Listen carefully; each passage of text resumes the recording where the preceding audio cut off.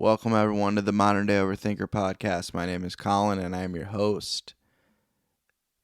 This week's episode, this new episode, is with Joseph and Hannah Reid. Joe, since we're buddies now, I can call him Joe, is an Amazon best-selling author. He wrote a book a couple years ago, that was released a couple years ago, called Broken Like Me. He started a nonprofit called Broken People. All of that information can be found in the description of this podcast. We got a chance to talk about his mental health journey and what led up to him writing this book and becoming a speaker. He's actually in town to speak for NAMI, the National Alliance for Mental Illness. He collaborates with them a lot, and not only that, he brought his daughter with him, and we were able to discuss a couple things as well. His daughter, Hannah, wrote the foreword in the book, and we discussed how that came to be. We talked about her OCD and exposure response prevention, ERP, and also her father's story and how she relates to it. This was just an awesome episode, and it really was great timing that they were in town, and had a great time recording with them, and I hope you have a great time and enjoy listening to this episode because I really enjoyed creating it for you.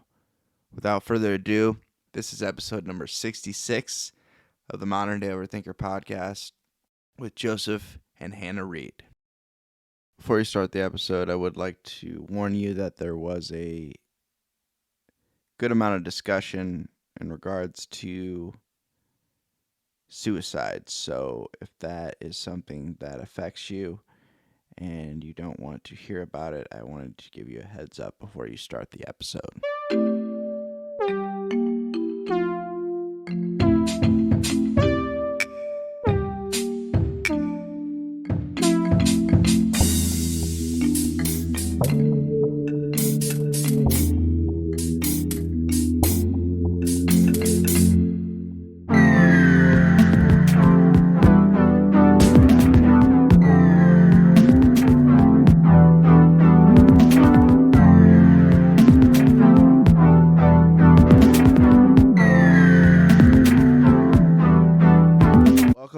To the Modern Day Overthinker podcast. My name is Colin and I am your host. Today's episode is with Joseph, or do you prefer Joe Reid?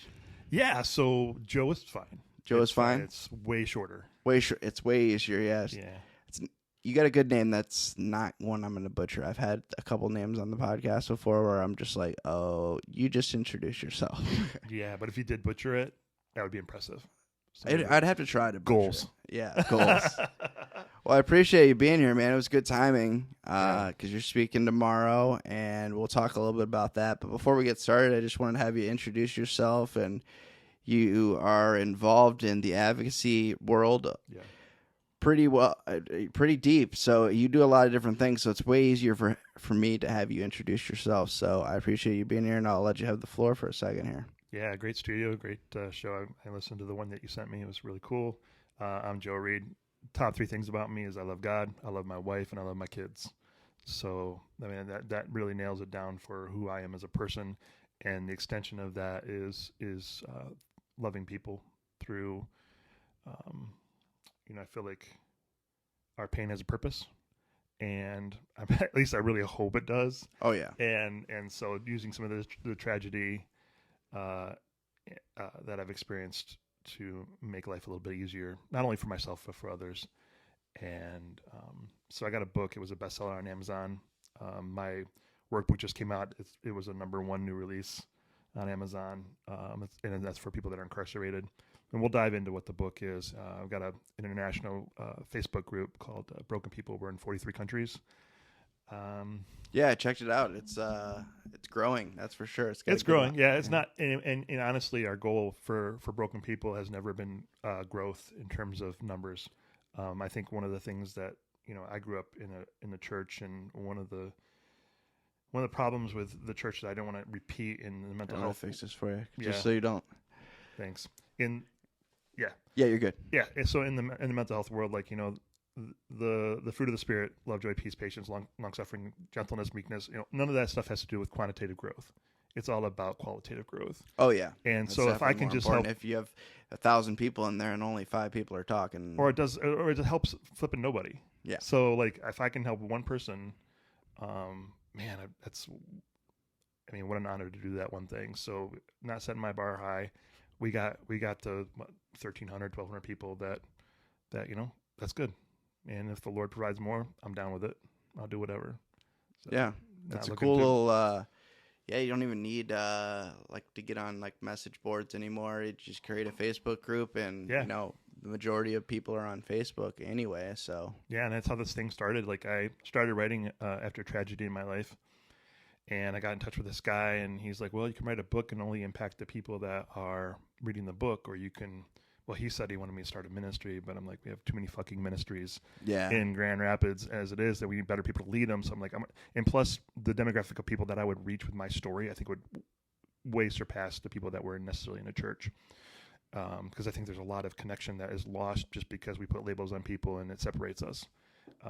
And yeah, my book obviously has reached, and the group has reached people that from all walks of life, and it's been a blessing to me to be able to interact with people that I wouldn't typically had the chance to interact with them within the boundaries and the walls of the church. yeah. That's how I feel doing this. I mean, I've met so many different people from doing the podcast and doing stuff on social media, and yeah, I was talking about that earlier. Just like the random people I know that I've never even met in real life is crazy, and it's awesome. But I could be like, yeah, a friend of mine. They're like, your friend, like, who are you talking about? Like, it's an online friend, and everybody's like, what? Like, yeah, I have a lot of those. And yeah, the one from Connecticut you did the interview with, is that the lady that has her own support group? Elizabeth, was it, or? Oh, that was not Elizabeth. I'm bad with names. The one Sarah. Okay, yep. Yep. Yeah, Sarah. That was the one I sent you. Was the episode with Sarah? Yeah, that was a good one. I like that. Yeah, Sarah's really good, and we talked a lot about OCD, which is great because that's what I like to talk about. If I'm, Are you obsessive about talking about OCD? no. No. It's it gets people. It's a subject that not a lot of people really truly understand. Like, and I have to like make sure I don't know. I talk about it as much as I can. Not necessarily, yeah, because I am obsessed with it. I'm more obsessed with making sure people truly understand it and don't think it's just like a cleaning disorder. Yeah. Or, like I wish it was. I'm not. No, I don't wish it was. But I wish I was more of a clean, tidy person. But that's not my world at all.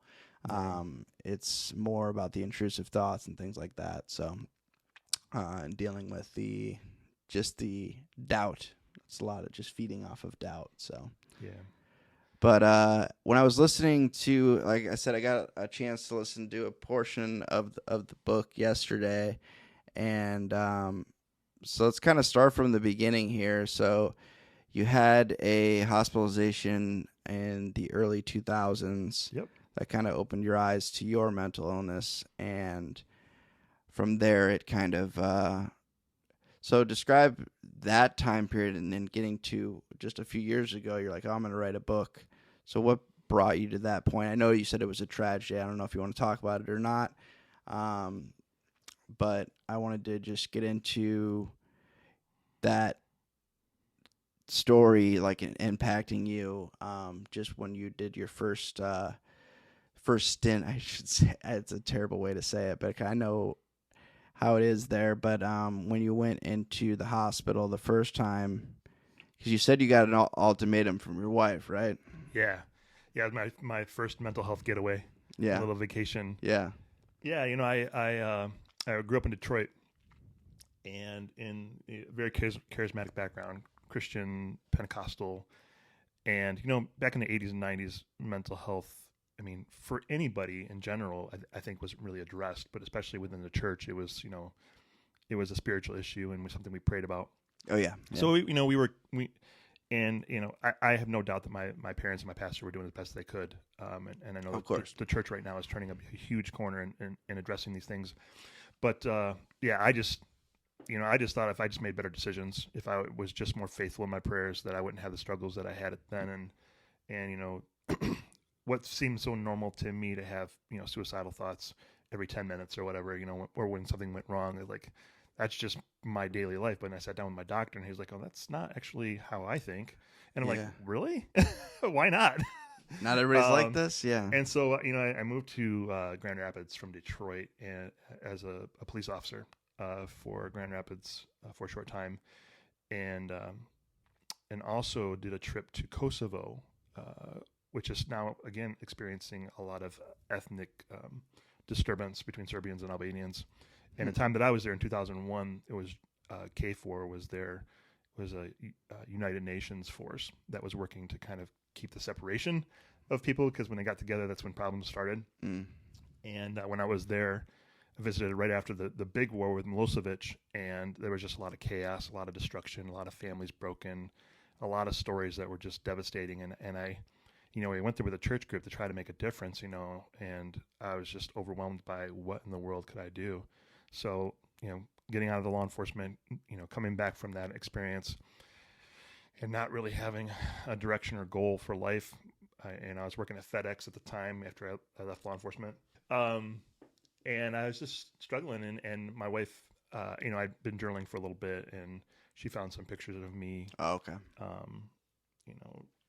What I was trying to do is convince myself to kill myself. I was trying to build up, because that's the only future I could see for myself. Like I had this image of going behind a potty store. That's where you go to the bathroom. You got to pay for it though. No, a party store, and just kind of off in myself. I know it's not a nice way to put it, but that's my life. That's my story. Yeah. And yeah, she saw a picture of I had a shotgun in my mouth, and something I'd drawn, and she got in touch with my therapist, and they're like, "Oh, we're gonna give you some time away to deal with yourself." But when they did that, we're talking 2002, I was going through ministry school. So I took all my books with me. I took all my studies. I took, I was just going to use this as like a little chance to get away and do my homework. Yeah, just to, and man, that really got in the way of self-care. And the nurses did not like that. My wife didn't like that. It took all my books away. Yeah, that's not what you're here for. No, I know. And I was trying to be helpful. Like, they had people struggling. Like, I would try to help people around, and like, that's just my personality. And actually, that's what got me in a lot of trouble was people pleasing, but also just this right around that time I was working in children's ministry, and I anytime I would run across somebody that had a need or a want, I would jump in, and I think, well, I'm aware of this need. Who's better to do something than the person that's aware of the need? So no matter where the need came from or whatever, somebody needed help with something, I would just jump in and do it. And I was burning myself out. And really the church, having me work so many hours as a volunteer, really didn't give me any direction in terms of how to create boundaries. And I was, just still a kid basically at 23, 24. Yeah. And so that overextending myself was a major player in being hospitalized too, and that empathy. I'm like an empathy bomb. I care so much about people, and I think I know what everybody's thinking, even though probably half the time I'm wrong. But it matters to me. That's the thing. Even if I'm wrong, it still matters to me what you're feeling and thinking, and I care very deeply. So got into the hospital, spent some time there. It's one of 4 trips. So. When was the second one? The second one, I'm drawing a blank right now. So did you come back? We're good for a while. Yeah, I made a comeback. Yeah. So I think the second one, it was Holland Hospital, and that was in 2013. And I can't remember what led up to that, but I knew it was coming. It was like, I just want to do this every 10 years, That's what I felt like. So this year, when it's 2023, I'm like, am I going to, just keep the routine going, and Yeah. I was like, I feel okay. Yeah. Well, I think the last time, 2013, I was involved with children's ministry, still just doing a lot of stuff, overextending myself again, Yeah. and just letting me fall into those mental traps of believing all the stuff up in your head, and and that time I was able to kind of deal with it myself. So I created a team of people around me and my family.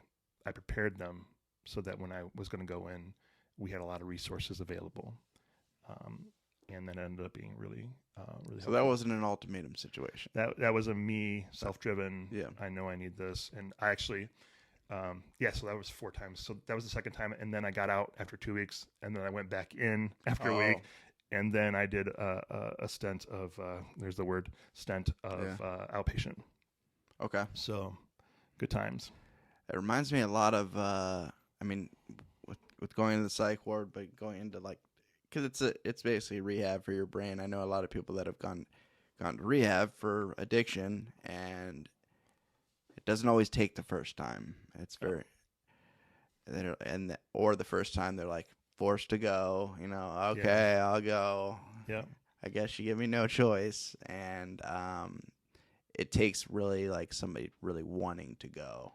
Yeah, for it to actually stick. And I just had somebody go to like a recovery thing like that, and one of the powerful things they said to me was relapse is part of recovery, and the more we can accept for some that, people, it doesn't have to be, but for No, a lot it of people, doesn't, for a lot of people, that's part of their story. it is, and you think about in terms of like incarceration, recidivism rates are so high. That's just like another form of rehabs. It's the cheaper version. Yeah, it's the cheaper version. It's the yeah. There's a lot more to describe that other than just cheaper. Oh yeah, I know. Yeah, it's the messed up version. Sure.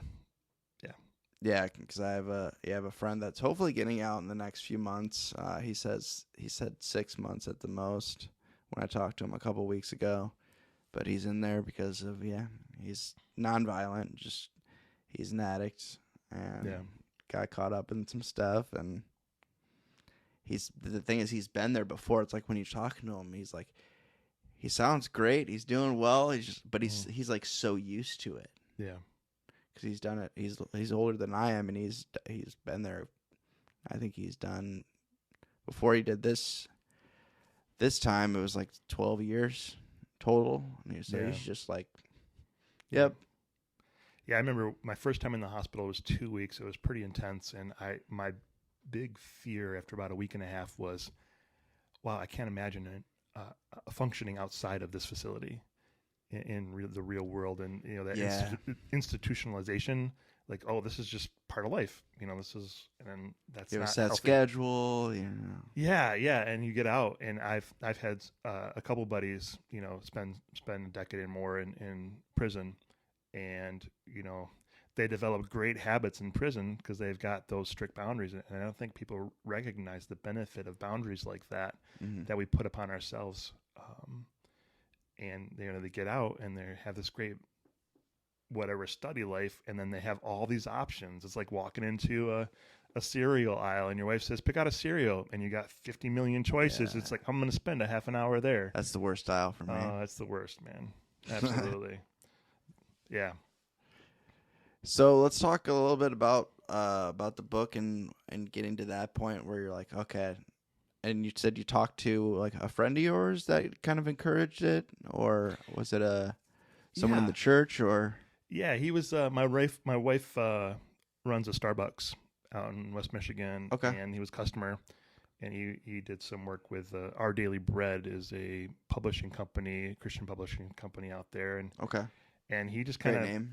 Yeah, he kind of took me under his wing and gave me some guidance and encouragement that I needed, and because I was just pissed. I was just mad, after the tragedy that happened.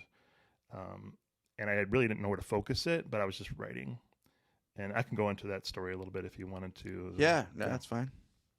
Yeah, so the first instance when I went in the hospital, there was a lot of really weird, scary stuff that happened in the hospital. And I'm only just now recently claiming it as, I probably have some PTSD from Some that. trauma, yeah. And so I never wanted to go back to a mental hospital because I didn't feel safe. And, that kind of environment, you should feel safe, but, a lot of things have changed over the decades. And back then they were, doing the best they could in that situation. And in the process of me kind of on this up and down roller coaster of my life and emotions, I ran across this buddy of mine, he's pastor, Nathan Beals. And when I first met him, he had just gotten out of the hospital. And he's like a, 350, 400-pound black man, 6'8". And but basically we're twins. Everything that he liked, I liked. Everything that I liked, he liked. For it was a Halloween or something one time, like I ended up with a Sharpie marker, a permanent marker, painting or drawing his beard on my face, and then drawing the glasses that he wore on my eye. I don't know what I was thinking, but I was like, he so impressed me that I wanted to be like him and like look like him. Yeah. Yeah, and it's just like, so I ended up going to the hospital again in 2013, like I said, and I knew I needed to go, but I didn't feel safe. So he had told me the hospital he had been to. So him, my pastor, my wife, we had two pastors at the time, took me up to the hospital, and just kind of shepherded me in a little bit in an easy and safe way, and I felt really, really wonderful there. And so there was a cycle of Nathan and I kind of going in and out of hospitals. Okay. So he would go, I would go in the hospital, he would bring me sweet tea and Oreos. He would go in the hospital, same thing, sweet tea and Oreos. It got to the point where one hospital he went into, they stopped allowing food. Oh. So you can bring candy. Like, how am I going to get him as Reese's peanut butter cups? Yeah. So I found this old book, this really old book, it's thick. And I just carved it out, lined it with glue, stuffed it with candy, took it in. And the funny thing is I met the author of that book and told him the story, and he thought it was awesome. He's like, that's the best use of my book I've ever heard. And I snuck it in there. They didn't check the book and security, and he saw the book, and he just kind of threw it down on the ground like, oh, this is trash, and candy everywhere. And if you got scattered candy in a mental ward, it's like, it's dangerous. Yeah. It's a free for all. Yeah. But it was awesome. And I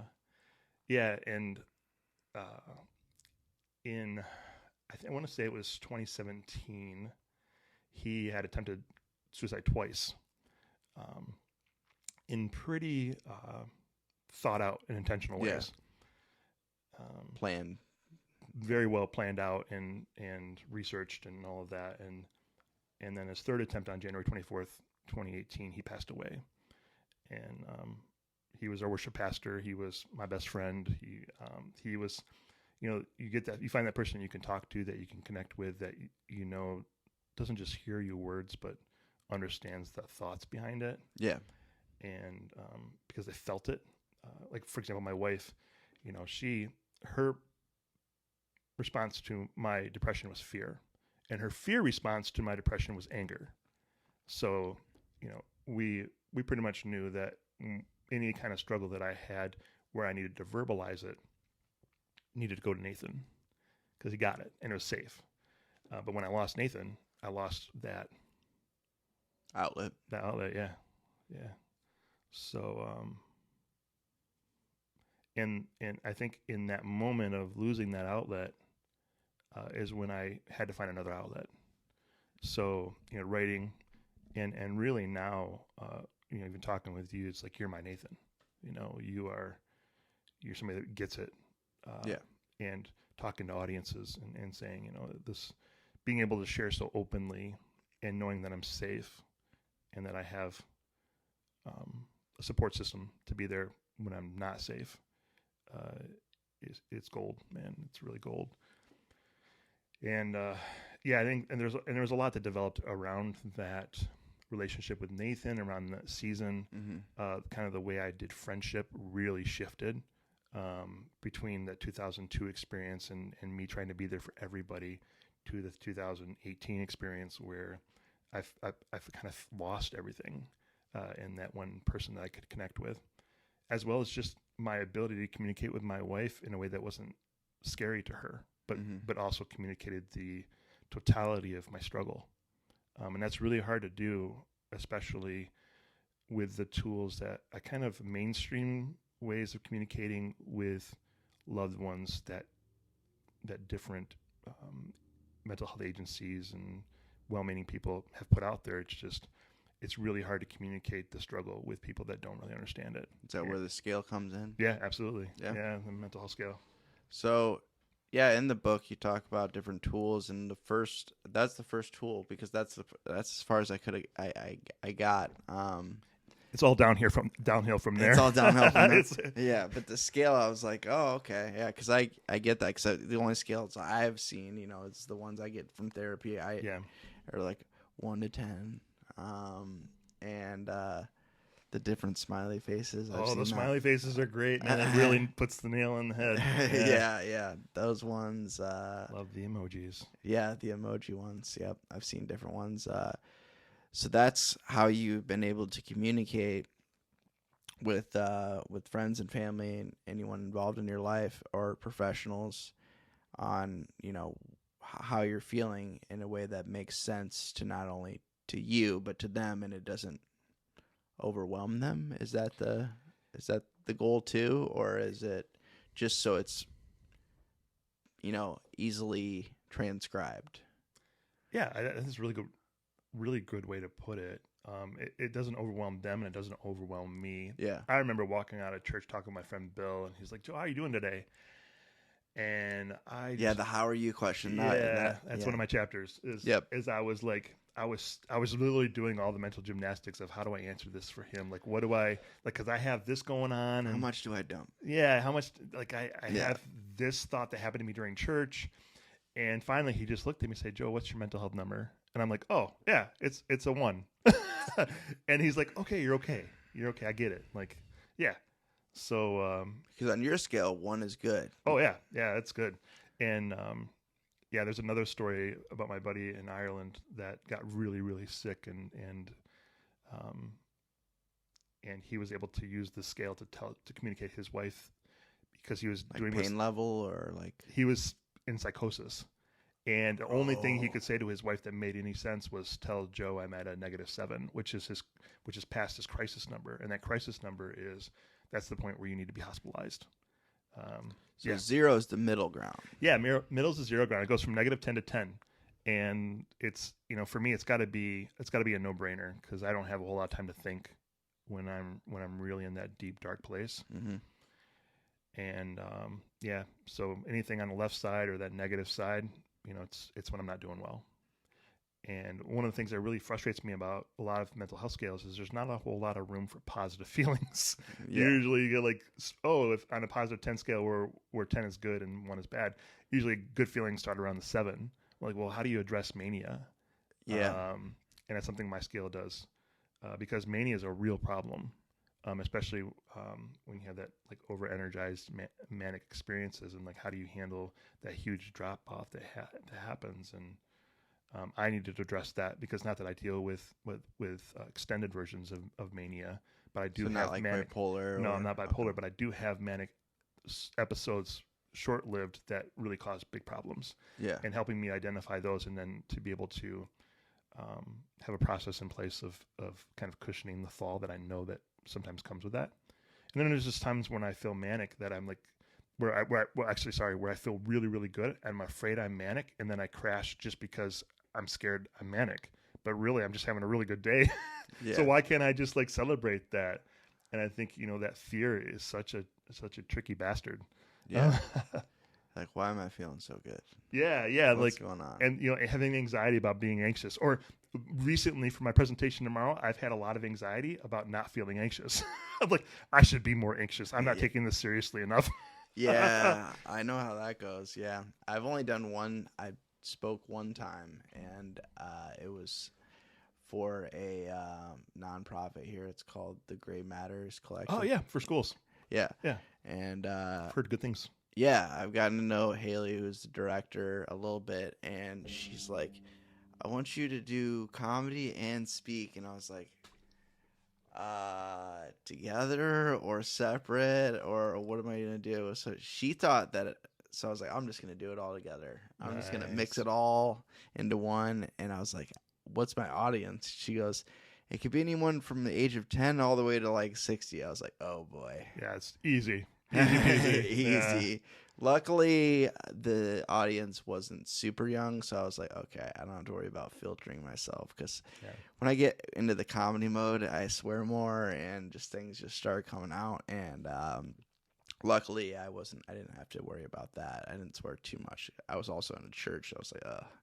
And I grew up Catholic, so I wore my Catholic sweater for you today. Yeah, I appreciate that. Yeah, I'm very the Catholic guilt just never goes away. But so she had me speak, and she's like, I thought you were gonna do like speaking about your story with your mental health journey, and then do stand up, or like the other way around. I'm like, nah, I just did it all together because it's all relative to me. Like, yeah, and the show I went to last night actually was called Laughter is Therapy, which is like perfect for me because that's how I feel about it, and it's just been another great outlet for me. It seems like it would be hard, and this was how it was for me in law enforcement, to take off one hat and put the other hat on. Like, it's all you. Yeah, I was like, I don't like the separating the two. Yeah. And I also mixed in the the addiction recovery stuff too. It's just all goes together. Yeah. Some people get mad at me when I share, and if I go to a recovery meeting and I start sharing mental health stuff, they're like, "Oh, that's an outside issue," and that's like a phrase that you'll hear, and I'll just be like, "Well, it's part of my issue, so it goes hand in hand." Like, I don't know. If it is a separate issue, it's a very gray. There's a very gray line. Like, yeah, it's very gray because because I was trying to alter my brain chemistry and fix myself. I wanted to be my own doctor. I didn't want to. Yeah. Oh yeah. I wanted to be able. I never got it right, but I spent a lot of time and a lot of money researching that for sure. I try to be my own therapist. Yeah. That I haven't tried to do. But let's talk about that. Psychiatrist, I have tried to be my own psychiatrist, which I think is maybe even worse because when you bring chemicals involved, and oh my god. So when it comes to the book, it's been 2 years since it's been out. So yeah, when did you start to notice more of an uptick of like, oh, people are actually reading this? Like, because you don't know when you put out a book. Yeah. And you're just like, oh, well, I hope people read this. And then all of a sudden, because obviously if you look it up, you have a ton of reviews. People are reading it. People are getting feedback. And did that start right away? Or was it like all of a sudden like, oh, holy shit, like this is happening? Yeah. So initially I like to say that my goal was to sell 10 books. And since my mom bought 9 of them, like I just figured, awesome. Man, I'm just that close to actually making it, Mm-hmm. And I actually invested a lot, if Donald Trump did anything good, it was to give me some money during that season of life. Yeah. And I got some money, so I was able to go to school and get some publishing help in terms of how to figure out how to do it. Okay. And so I got a lot of education in terms of like marketing. And so I built up a team of support before my book launched, and all of those people kind of rallied around me, bought the book, promoted the book. We're talking about 300 people from around the nation, just talking about my book.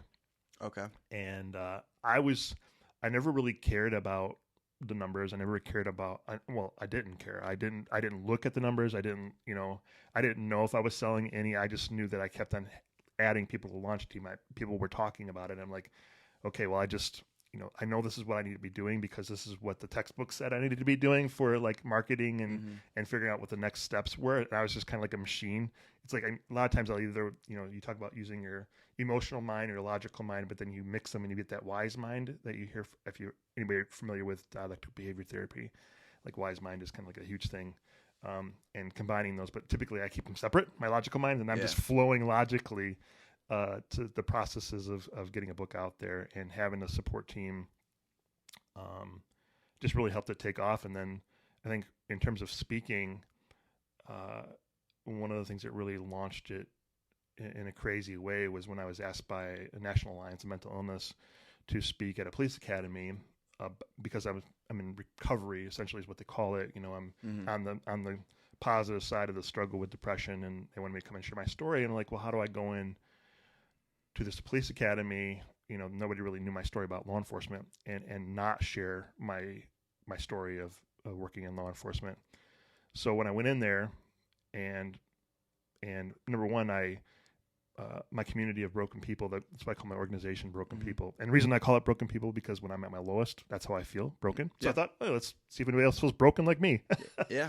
It makes a lot of sense. Yeah. So I go in there, and the community of broken people sponsored books for every recruit that was in that police academy. So we were able to give everybody a book, awesome. And all the teachers and officers that were there. And then when I popped the picture up on the screen about the day that I was sworn in, GRPD, the shift in the room with more impressively or more significantly was with the officers, the current officers. And there was a lot more of attention at that point of, okay, we didn't see this coming. This is a guy that kind of understands the job. And from there, I kept on being invited back to speak at academies, and then working with law enforcement in West Michigan, Wisconsin, Northern Michigan. And that created a lot more opportunity to speak and work with NAMI. And then I got involved with a church and did a webinar for them, which really sucked because they had a webinar which had a pastor, a professor, and me. And it was about mental illness without a single mental health professional on there. And like, I am not a professional. I'm just, I'm an expert to the degree guy of with the story. I'm an expert with my story. Yeah. And I was really pissed off. And it came across that way. And somebody in Wisconsin heard that and bought the book, and were really impressed. And brought me out there to do several seminars for law enforcement and for the communities in central Wisconsin. And then from there, it's just, I don't care, man. I've already come way further. I sold my 10 books. I'm good. Not yet. And set the bar very low, and you're just like, expectations, man, that'll screw you up sometimes. I know all about that. Yeah, but small goals are great. As soon as I found out there's two different categories in Amazon in terms of like becoming a bestseller. You have a number one new release, which doesn't necessarily make you a bestseller in a category, but you're a bestseller in that category for the books that just came out. Yeah. Which I think I hit like 4 categories of becoming a number one new release for my book. And then when it hit a number one national, like it was number one on the charts in 3 categories on Amazon nationally. Like I remember getting out of the shower, finding that out, and just getting on my knees and just thanking God, because like I didn't want it, I didn't ask for it, but I mean that's just, it blessed me. It made me feel like there's purpose in this pain, and purpose is huge, especially for people with depression. And the thing, man, is like, the thing I'm learning too, and it's just my story, and it could be full of shit at the same time, but like my struggle, my experience with being in law enforcement, and then 20 years later working with law enforcement, like God doesn't waste anything in my life. He hasn't wasted a thing. And it's taken time for those pain points for them to become a purpose. But man, it just rocked my world when how I see things coming together. Even in my marriage, man, just like how things have been tough. We've been married 25 years. And how things are transitioning there, just because I'm willing and able to listen and love, and make some sacrifices. So, and communication's huge too. What's that? Communication. I haven't figured that one out yet. We're still working on that one. Yeah, I just got the sex down. I'm just kidding. Can I say that? Can I say that? Yeah. No, you can say whatever you want. All right. Well, I like turtles, and we'll say that. We can talk about turtles. We can. This is the mental illness podcast, right? So, I talked about it earlier, like how I can go like so many different ways with that. Absolutely. When, because you talked about law enforcement earlier, so how long were you in law enforcement? I was a sworn-in officer for 36 hours. Whoa. Yeah, I know. Time. It blows your mind. Like, wow, how did you last that long? I went to Academy, Flint, Michigan, where the Flint water crisis was. I graduated 3rd in my class there. Studied at college in Dearborn, Michigan, and then moved to Grand Rapids with my wife and kid. Went 3 weeks of training there, and then got sworn in. Was never even really, it was kind of like this weird thing where I was sworn in as an officer, but my paperwork never made it to the state headquarters. So I was a sworn in officer, but not a certified officer. It was kind of weird. So they let me carry a gun, but it wasn't like official. I was only halfway official. It was just weird. Yeah, it's bizarre. So, but things have changed in law enforcement, and they have a lot of really great certification processes or whatever. But yeah, it was hard. And that 36 hours, man, it's amazing how that embarrassment that I feel from that, what I have always thought to be a failure. I mean, if anybody's failed, that's a pretty good example of failure, if there is an example of failure. But the reception I received by sharing that story has been pretty amazing, and the comfort and the welcoming of the community of law enforcement officers and fire has been tremendous, because there's a lot that I have to say, especially to that community that needs to be heard, especially in the climate of today's society. Oh, yeah. Yeah, because with everyone, not everyone, but there's just a good portion of people who are like, like there's the defund the police, there's all that stuff going on, and it's just like, and it seems like there's a gap. Yeah, right. Big gap. It's almost like there's a big gap between, like, well, there's stigma and related trust. Yeah, there's a stigma related to mental illness, and there's a stigma related to law enforcement. Oh, yeah. There's a stigma related to Christianity, and there's Stigmas all these everywhere. gaps exist. There's an aisle gap between Democrat and Republican, and it's all bullshit. Yeah. And we got to get past that. Yeah. So. Yeah, it's like, why can't we just all work together? Why does it have to be like... We can't, because you're wrong. 'Cause Because you're wrong. Yeah. And I have all the answers. Yeah. I just don't have a podcast like this guy. Yeah. It's, I got to watch it with that. It's like, yeah, I see this, I see that. I'm like, It's just like, why do I have to go all in on one thing? It's just so weird to me. That's not how the world works.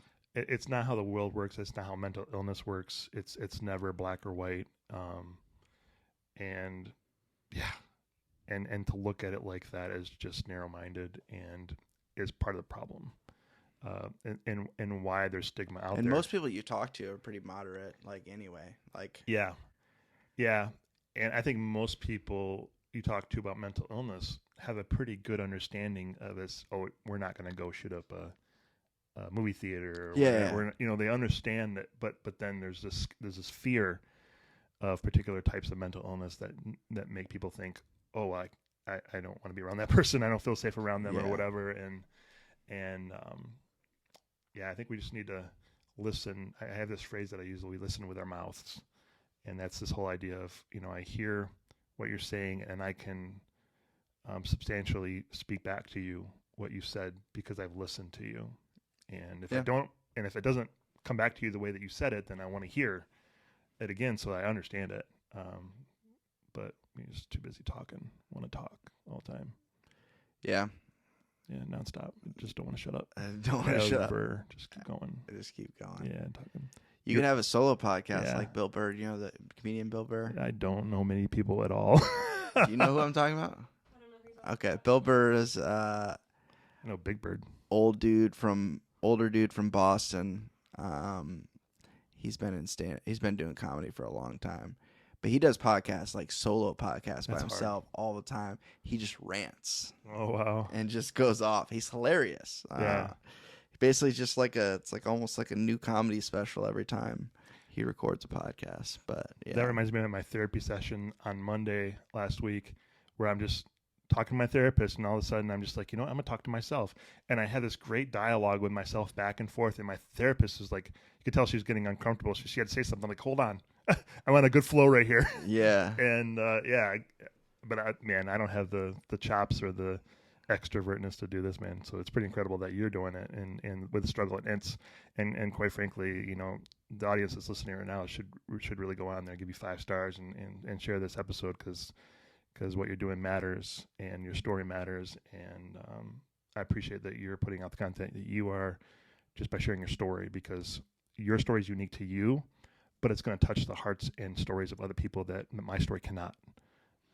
Yeah, it's very important. I try to get people to open up as much as possible, like, because I know a lot of people struggling, and some people are just like, whether it's the stigma or whether it's just like it's just fear.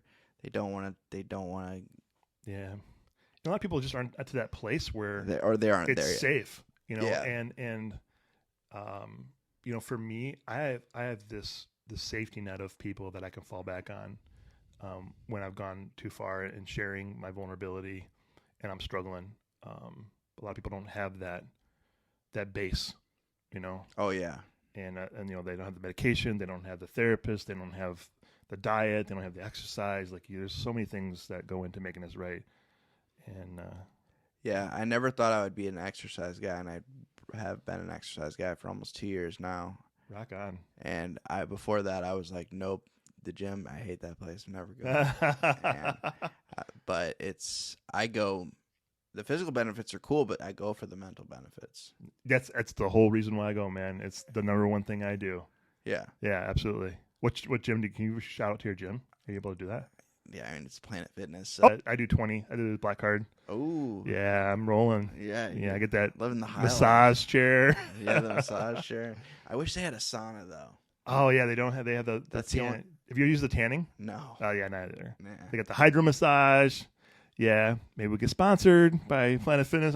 Yeah. I have yet to get any I've had a few people like reach out like about doing like affiliate marketing type stuff, and I'm just like, I don't want to do some promo code stuff. Or, crap. Yeah.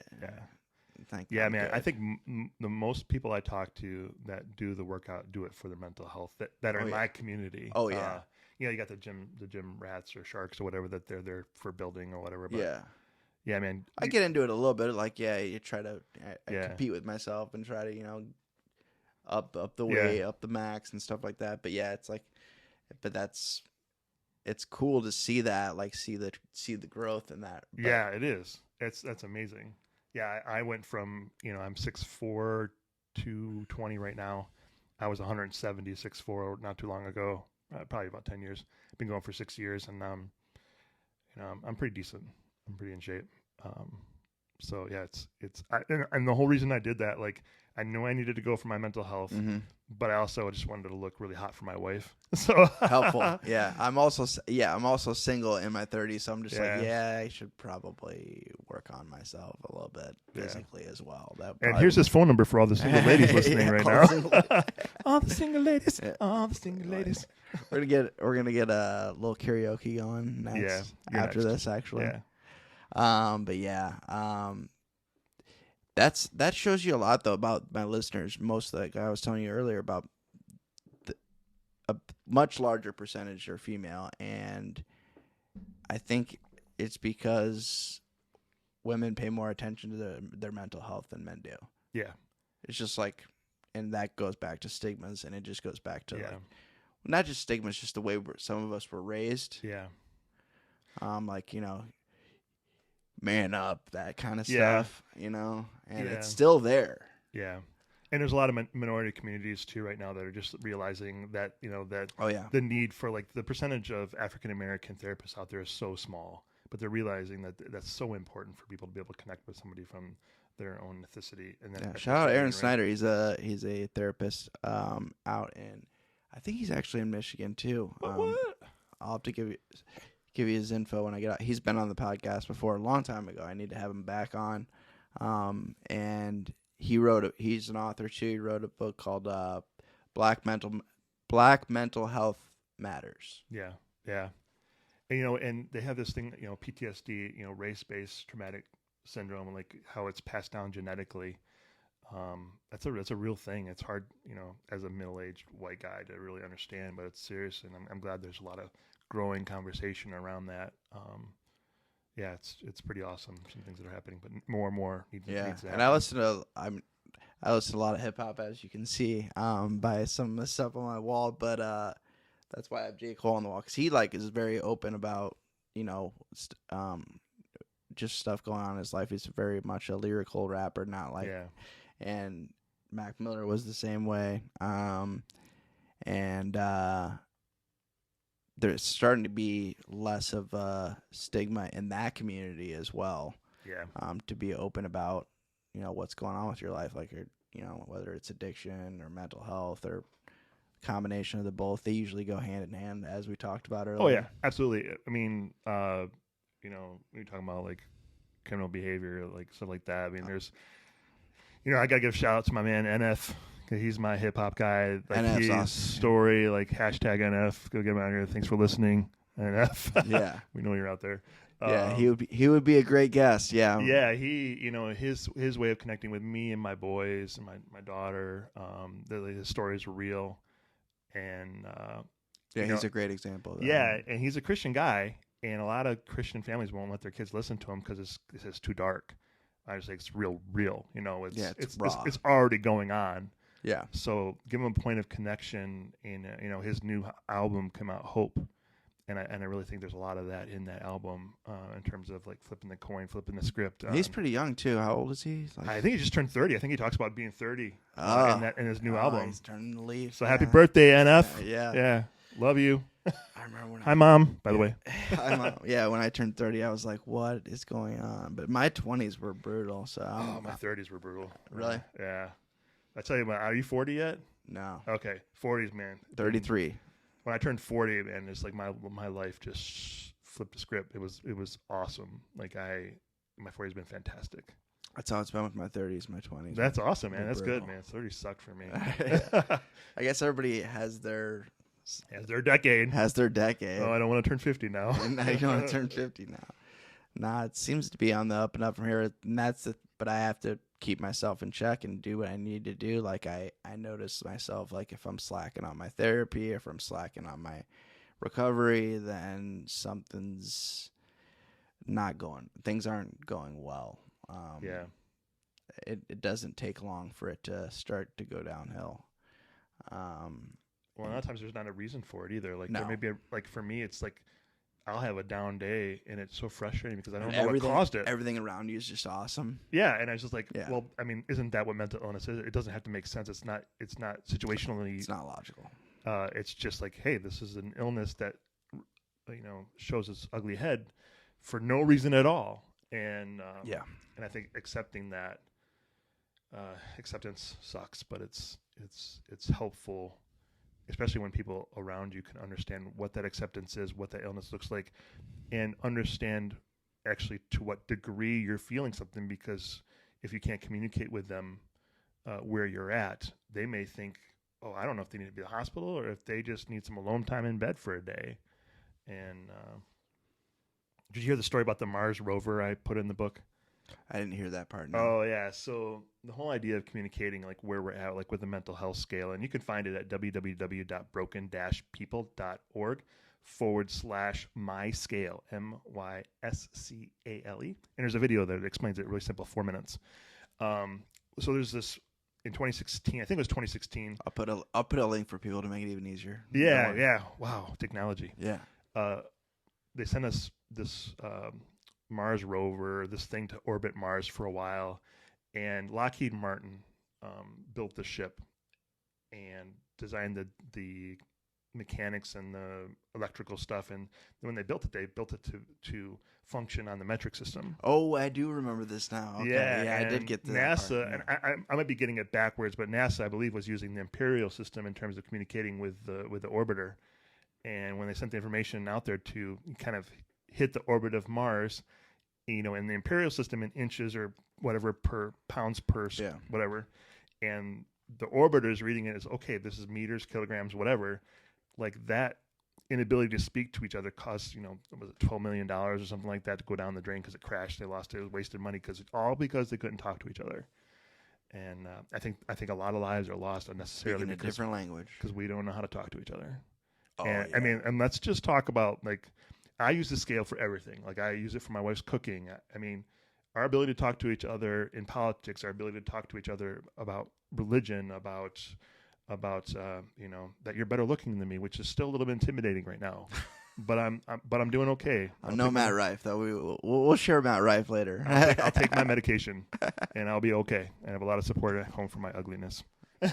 Hey, when you're married, you can you kind of have, you're locked in though. Yeah, you know what, man? Like I had somebody come at me the other day, and they were like, you don't know my loneliness because you're married." And like, man, when you're married, You can still be lonely. the loneliness is different, Yeah. but it sucks because you don't feel like you should be lonely. And I'm married. I'm not supposed to be lonely. Yeah, you think that's going to solve it, and really Yeah. it just makes it different. And you can't compare your struggle with my struggle, and it doesn't do anybody any favors. Yeah, I don't. Um, People are like, people ask me if I, do you wish you were married or whatever. I'm just like, nah, it's clearly just not my time. That's not. yeah. I just look at it that way. I'm like, I haven't met the right person. I've been in relationships. I've learned a lot from those relationships, and but if I was in a relationship right now, it would have to be very much, she would have to be doing her own thing. I had to be doing my own thing. I've run into a lot of codependent issues in the past, and it's just like I do a lot of different things, and I enjoy my freedom of being able to do, set my own schedule and do whatever I need to do. It does come with the side of loneliness, but it's like, you have a way of doing things that is going to be different from other people. One of the sections of my book was called utilization. Mm-hmm. At the end of a chapter, I have this utilization section. It's spelled YOU. Like, how do you take the concepts I introduce in this book and make them your own? And even in a relationship or marriage, my wife and I have a completely different way of making our bed. The bed gets made no matter what, but it's still different. And like with this, all the extra pillows, I've got my little stuffed animal over here. He's my emotional support reindeer. Nice. His name is Sloppy. Shout out to Sloppy. The job's getting done, and with my book, I don't expect people to have the same outcomes as me, or even to use the tools that I introduce the same as I do, but to utilize them. Again, YOU, make them your own, bring them into your world, and make them work for you with your community. And that's where you're going to find the most success, because you look like me, have my experience, my life, my friends, and really the best thing you can do for yourself is really to make it work for you and make it fit into that unique world that's your own. I think it leads to so much frustration when I read a lot of books where it's like I'm expected to follow this path, and this is the only way. This is the only way. Yeah. And I'm reading a book right now, actually, it's really great about this. It's Atomic Habits. And just a fantastic book about just developing, and not like in a forceful way of, oh, you got to do it this way, but just to give some guidance, some very general guidance, so you can look and create some good, healthy habits. And it's not a book for mental illness, but man, it really impacts me. It's like a self-help. Yeah. James Clear it's an amazing book. So I listened to the audiobook, and then I just bought it, and I bought it for my board members because it's just that good. That's awesome. Yeah, audiobooks seem to work better for me in general, just because of the way I am. Like with my ADD, I'm just all over the place when I try to read, and also with my OCD, when I try to read a book, I will read the whole thing, and I'll be like, I didn't get the whole thing, so I have to read the whole thing again. Yeah. And then I start a cycle, and I'm just like, oh, this sucks. I'm not even enjoying reading this book. I'm just going to put it down and never look at it again. So I've had multiple books where I've started, and I get halfway through, and it's completely, it's something I'm trying to work on with my therapist, actually, is getting past that. So I don't think, oh, you can just read the book again. You don't have to read every page again. Oh yeah. Yeah. Or you could just read a chapter and not and one that appeals to you. Like I have a hard time with that. Like if I read a chapter, I got to read the whole thing, or I feel unfaithful. Or something. I don't know. You're committed. Yeah. You can't just read one page. My one friend was like, if you want to get back, because I'm trying to get back into. Reading helps. I'm trying to stay away from my phone more. That's a big thing. How we talked about that. Yeah.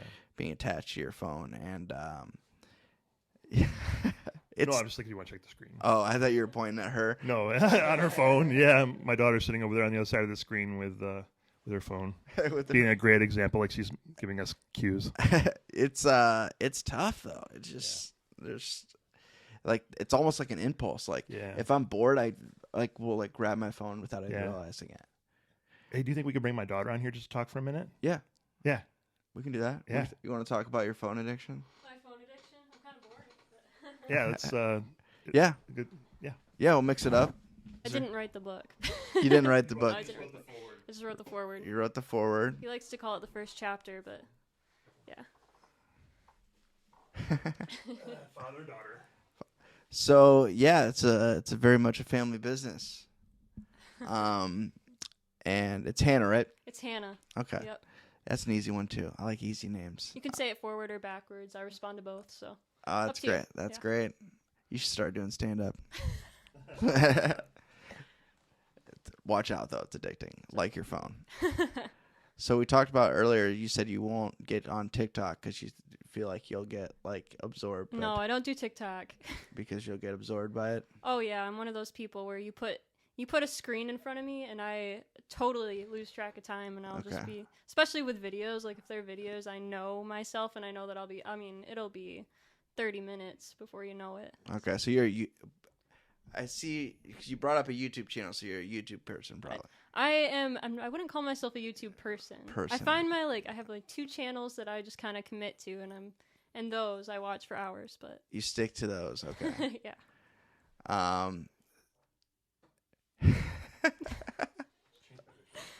That's hilarious. So what do you find yourself when you're on your phone, when you're attached to your phone, what do you find yourself like getting absorbed into the most? I think it's just mind numbing. I just appreciate the mind numbing aspect of it. So I think it doesn't matter. So when I'm going on my phone, It's escape. Yeah, it doesn't matter what I'm looking at. Escapism. Yeah. Yeah, it's just an escape. It's just something to clear my mind and not be caught up in my mind. My thing is, yeah, I'm on my phone all day, but like before I go to bed, and I know the blue light's really bad. I've heard enough about it, and can mess up your sleep. And do you try to put your phone down, or do you fall asleep like phone in hand? Or does it depend? So I fall asleep with my phone next to me, but I've been trying to read when I'm falling to sleep, because, reading will put me right to sleep. That's a great way to make me pass out. Yeah. Guess what she reads? Yeah, this book all night long. She reads this book, Fall and then asleep she to falls it. I've been trying to yeah. memorize it from the front to the back, so about halfway there. About halfway there.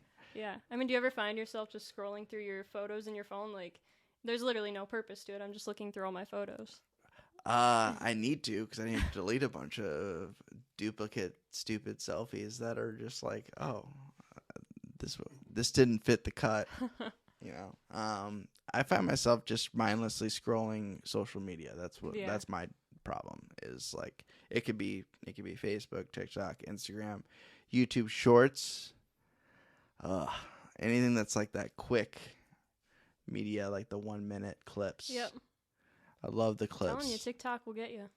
It got me. It got me. I knew it though. That's the bizarre part about it. It's like I knew what was gonna happen, but I was too intrigued by it. They're gonna delete this podcast when they hear me talking about TikTok. Don't get TikTok. Well, we don't know how much longer TikTok will be true. around. That's true. A couple of the social media outlets don't really like me because I used to have a different username and I completely rebranded myself. Oh no. I used to run a college party blog called Now That's College, and I changed everything from Now That's College to Modern Day Overthinker when I got sober.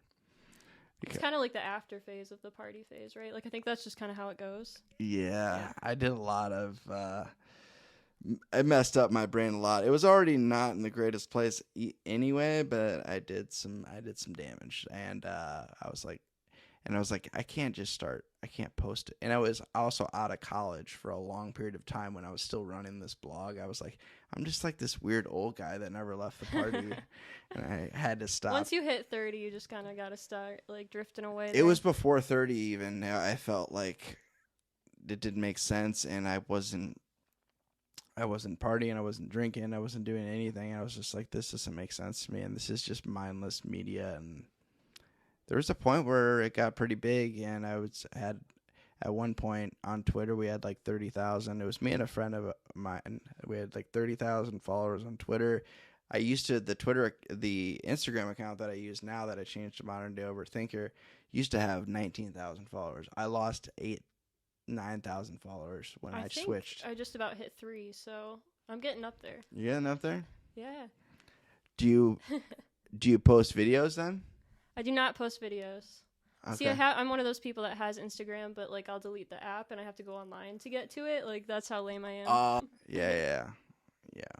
Instagram on the website's not very. It's gotten no, better. It's so lame. It's right? terrible. Yeah, it's horrible. Yeah, it's not ideal. So you don't even want to look at it. That's then. the point.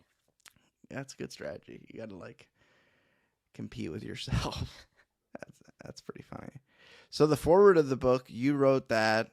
Was that a volunteer or was that a voluntold type of situation? It was kind of both. Kind of he both. asked me to write So you of like to my write anyway? experience with him and his mental illness. So I just wrote kind of freehand whatever came to mind, what I thought when I thought about his mental illness. And I think what he wanted me to write was kind of about his struggle. But when I was thinking about his mental illness, what came to my mind wasn't his struggle. What came to my mind was just how good of a dad he was. And so that's what I didn't mean for it to be the foreword to the book, and I don't think he meant for it to be the foreword to his book. It was just a letter from me to him, and he was like, yeah, this is going in there. And I was like, well, okay. Thanks. Yeah. But no, I felt like what I wanted him to know was that he was lying to himself. His mind was lying to him. And that he was an amazing dad, as much as he kind of blames himself sometimes for passing on his mental illness to his kids, which he did. Thank you for that. But he also passed on the resilience. It's the gift that keeps on giving. Right, yeah. And he chose to do things like make the tools that he came up with in this book. And while there can be generational trauma and mental illness is genetic, at the same time, you can pass on those tools and those skills to your kids. And so he's passed on this desire in me to help other people. And initially, my life was kind of taking the same path that his was taking in the past, where all I could see for my future was suicide. And that was, I really relate to when he says that, and I relate to a lot of his story. I'm kind of the daddy girl of the family. So so I go on the trips with him, and I like to watch him during podcasts and watch his story because I relate to him so much. And so it's really encouraging, even as his daughter, to know what he's been through and to hear of his hospitalizations and some of the thoughts that he has that I can relate to. And then to be able to look back at my childhood and just think, I didn't see any of that. Like, all I saw was this dad who was super playful and super interactive with us. And just to literally think the world of him, like he's my hero, and I can brag about him because he's too humble to brag about himself. I know how that goes. I have to have people like, I still don't. I totally relate to that because like people like compliment me on things all the time, and I'm just and I immediately like I've gotten better at it, but I used to just like immediately like have a rebuttal for their compliment. Right. Well, I have OCD too, so I get that. Yeah. Just immediately, I just want. I just immediately want to be like, nope. Yep, you can't take it. I'll discredit that real quick. I mean, reading anything, hearing anything, I feel like I have a rebuttal for it, and I think that's just kind of part of that journey. So when did the OCD start? Oh, it starts differently. It starts January 6th of 1990. No, I'm just kidding. I was talking with my therapist about it because I had never really considered OCD or thought about OCD. Yeah, it's misdiagnosed a lot. Yeah, and I've been to a lot of other therapists and counselors, and no one's ever brought up OCD. And then I was telling her just kind of stories of my past, and she was like, yep, that's OCD. That's OCD. That's OCD. And I was like, really? Like, this is something that other people experience, and there's like a name for it, and I like can do actual things to get better. Exposures. Yeah, and it's completely changed. Like, I'm not turned around. I haven't done a 180 and I'm completely fixed, but it's changed my life to have a name for what's going on in my head and to be able to follow other people who have kind of been through it, like my dad, who was also diagnosed with OCD. But yeah, just to be able to have a name for something and be like, this is real, and this is not who I am, but something that is happening to me that I can control. Yeah. So you don't. So you were diagnosed more recently after the fact. See, with me, it was like I was like 13, 14. I don't remember the exact, right around that weird age anyway, where things are just changing in general. Everything's awkward. And Everything. everything around that time period is just weird. And I didn't know what was going on with, like, you know, having these weird thoughts and like these fears of like the stuff that didn't make sense. And I thought I was like going to hurt someone or harm someone. I had a lot of harm OCD stuff, like where I thought like if I didn't do something right perfectly or the way that I had in my head, then something was going to happen to somebody like that I cared about. That was like that was where it started. Or I thought I was going to do something that was going to get me in trouble at school or whatever. And that started like 13, 14. And then when I first went to a psychiatrist, they were like, within like 20 minutes, the lady was like, oh yeah, he's bipolar. My parents were like, nope, we're going to somebody else. Because they were like, we know bipolar because that's been in the family. And they're like, we know he's not bipolar. We don't know what it is. They didn't really know what OCD was, I don't think, at the time. But then luckily I saw somebody after that, and he was like, yeah, this is obsessive compulsive disorder. And then ever since then, I've kind of been in and out of therapy, but more so in therapy the last few years. And then, yeah, I don't know if have you been doing like ERP stuff or? I've been doing a little bit of exposure therapy. Yeah. Just little things here and there, not like some of the major things you think of, like holding a snake or, you know, I feel like they have these really big scenarios you think of with exposure therapy, but exposure therapy can be like little tiny things throughout your day. Like, okay, go talk to 2 people today that you wouldn't normally talk to. Yeah. And then slowly increasing that as your comfort level grows. And so I think exposure therapy kind of gets this knock from some people, like they're scared of it just because of how it sounds. Like, oh, exposure, I don't want that. Yeah, it sounds weird, but it's literally like the best. Yeah. Statistically, like the best, most proven best method. And I was talking about it with my counselor, and it is scary, but it's yeah. like one of those things. Like once you do it, though, like the results are just like right, and then consistently do it, obviously. Right, and you have to stick with it because at first it is you have to stick with terrifying.